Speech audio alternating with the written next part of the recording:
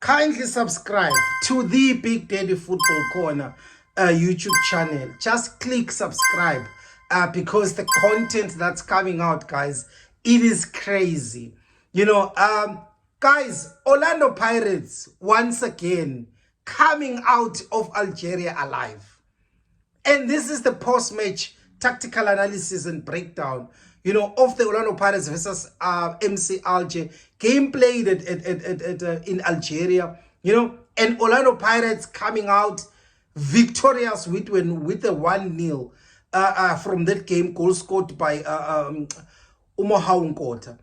Guys, Orlando Pirates can go to this final of this thing called CAF Champions League. It is possible. Orlando Pirates fans, keep dreaming because it is possible. Look how they come out, you know, where in games where we are told that Orlando Pirates is not going to come out. Look how they came out from Egypt in the group stages, from Algeria as well, against CR. Again, they are doing it footy, you know, against MC Alger. Yo! Now Orlando Pirates have started to learn how to win, no matter how much they suffer. I think now they are understanding how to play CAF Champions League because it started on a Sundowns match. It's showing again that they now know how to do this thing. Congratulations to the biggest institution in South Africa, you know, for that first leg nil. That goal is very, very much needed. Let's see what happens in the second leg. Now, let's get into the game and break out a little bit. Looking at Orlando Pirates lineup, same lineup against Mamelodi Sundowns. The question is, why fix it if it's not broken? But people that listen to my pre-match analysis, they will know why Orlando Pirates went again with 3 center-backs, right? If you look at the MC Alger game, based from the previous game that they played, the captain was back from the 4-game suspension. The number 27 was dropped to Menelza. I was happy when I saw him dropped because what he brought to MC Alger, they didn't get in this game. Him playing out and being the deep-lying player maker and playing those long passes, you know, in between the lines as well, over the defensive line. They did not have that, but they got the steal, you know, the physicality and their captain back, you know, but they lost something. Bangora starting ahead of number 7, Ubayazid. What a profile of a player. Aggressive, bully, strength, power, speed, you know, and he can also finish. He gave Orlando Pirates a lot of trouble. That 20-year-old boy, what a future he has, right? Let's go into the first leg, right? Just from the first, I think the first 15-20 minutes, it was just Alger, MC Alger coming at Orlando Pirates, and it looked like the gameplay was to go out, score the goal early, and then we then revert maybe to a mid block and then attack them again because it was just flowing, you know, and it looked like they wanted to use set pieces, you know, to finish off Orlando Pirates because I don't know how many times they played the ball, you know, into that box, you know, because they have seen that Orlando Pirates is not so good in terms of how they defend their corner kicks. And for Orlando Pirates to not concede, you know, how they defend set pieces, and then how they defended this game, wow. Big ups to that defense. But as I said in my pre-match analysis, they move the ball quicker. They play at high speed, high tempo, high intensity. And they're built up as much as they are patient, but they want to move the ball as quickly as possible and get into the final third as soon as possible, right? And from the onset, I felt that Orlando Pirates dropped the line, you know, the last line of defense, you know, and it invited EMC Alger to come at Orlando Pirates. But guys, football is a game of moments. And I just felt that Orlando Pirates, you know, the moment to suffer was too long in the first half. But, you know, if you look at the ball position in the first half, 65 over 35, total shots, it was 10v1. You know, already you could see that it was MC Alger all the way.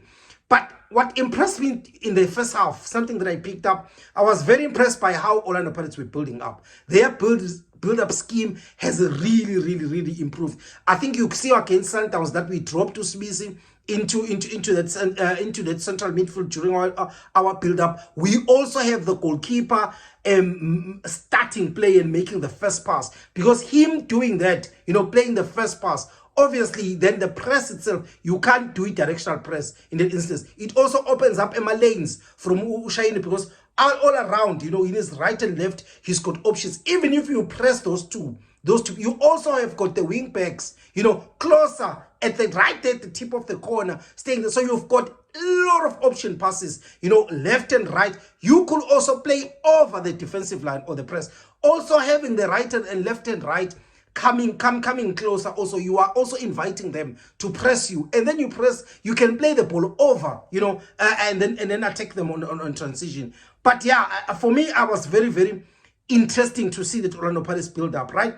If you look at it, around the 32 minutes or so, I started seeing MC Alger taking shots outside the box, and I was like, they look like they're a little bit frustrated now, But I just felt that Orlando Pirates were really struggling, especially with making their transition effective, And I just felt that they were playing one side only in the first half. They were only using Ihoto's side, and they did not switch play, because there were times where you had two players on the right hand side, Udiano, at times with Urele, at times with Umahopa free, and they did not switch the ball quicker into the right hand side, because that was where I felt that if they wanted to transition, they would have to use that place.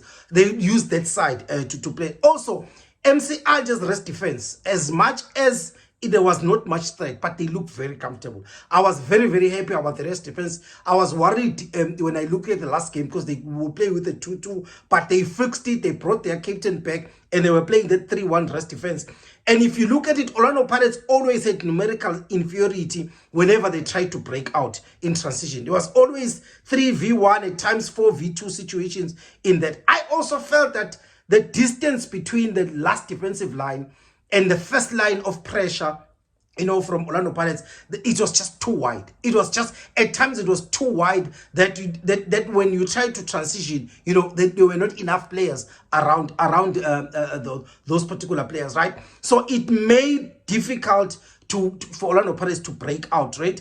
I just felt that the midfield as well, at times they took too long to join the support. When you play the ball over either to Umahopa or to Rele, them joining up into that attack, I think they were very slow, and it made Umahopa even Rele very ineffective, in the first half.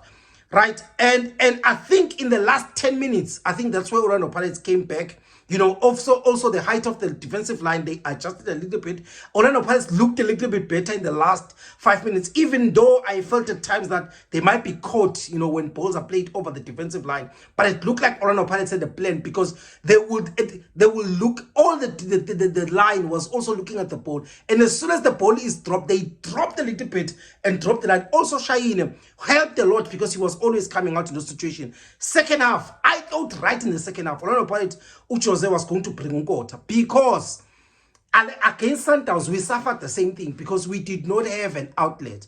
At least both left and right, we did not have outlet, that when we win the ball, we play into one of the two players making the run. I felt that we needed to get Nkota as soon as possible, also to pin back Ukelif, the number 3, who was troublesome, especially going forward. But in the 58th minute, that happened. And I say, that's the Jose I know. That's a Jose I know, when he included that particular player, right? Also, I felt Udlamini did not have the best of games in the midfield, and I think that's I expected that Udlamini was going to substitute in this game, and it actually happened, right?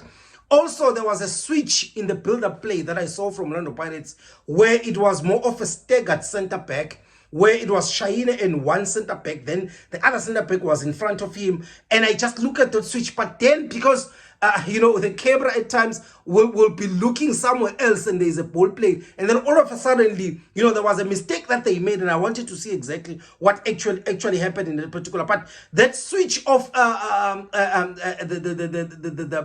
the build-up, it was very, very interesting. And I want to look at carefully, as well in games to come to see if they were able to do that, right?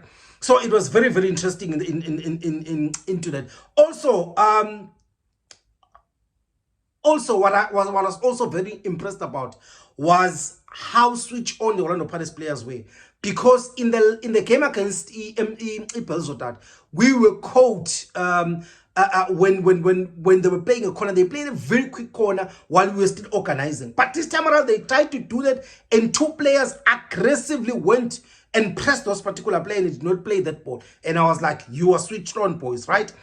So also, the other thing that I also noticed, I just felt that at times with Diano, man, whenever the ball was to be cleared, at times the ball will come to him and there's a player in front of him, and all you need to do is to pass the ball in front of him, and he will hoof the ball anywhere, everywhere, and at times it doesn't even leave, the box or where we are trying to defend. And I wasn't surprised when he got substituted, because at times, as much as he played well, but I just felt that especially when he needs to clear the ball, it wasn't clear. And whenever he cleared it at times he had time to just play into another player, because as soon as he cleared, the ball comes back in the tree. But the 65th minute goal that was scored by Nkota, brilliant goal, and it showed me that Orlando Pirates learned from the Sundowns match, because the speed for me was a weapon of mass destruction, getting Nkota, because then we had outlets. We could also play in between those defenders, and it was a brilliant goal from Nkota,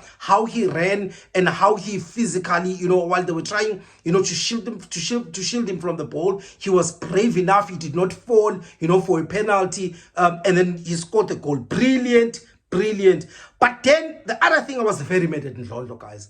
I was very, very mad, because the referee added 8 minutes and there was 5 minutes left, in it. And then he was just easily bullied in midfield. They pushed him and he jumped as if, it's like like it's just a sack of oranges, And I'm like, come on, man, this is Champions League. Man up, I was never happy, because then after that, then he went on and he made a foul. He went on and he dived, and he dived and then he made the foul right in the last 5 minutes. Orlando Pirates have been suffering with this kind of situation, and then you go on, you make that foul in that last minute. I just felt that he needs to grow up, guys. This is Champions League. You cannot do such, especially against North Africa. I was not impressed at all, right? But let me point out two players for me that stood out for me. Shaina and Umbogazi. For me, Shaina was my man of the match. He stood tall. He played like a seasoned player, like a senior player. I've always been saying that he's a future Orlando Pirates captain. He stopped everything towards him, and to top it all, he knew when to delay restart.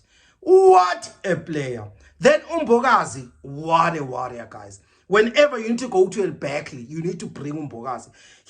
What a player. The physicality, the power, the strength, the never die attitude. He brought it all, and he brought everything. And he kept Umbangora, in his own pocket, as much as he gave Orlando Pirates a lot of issues, but he was able to deal with him, right?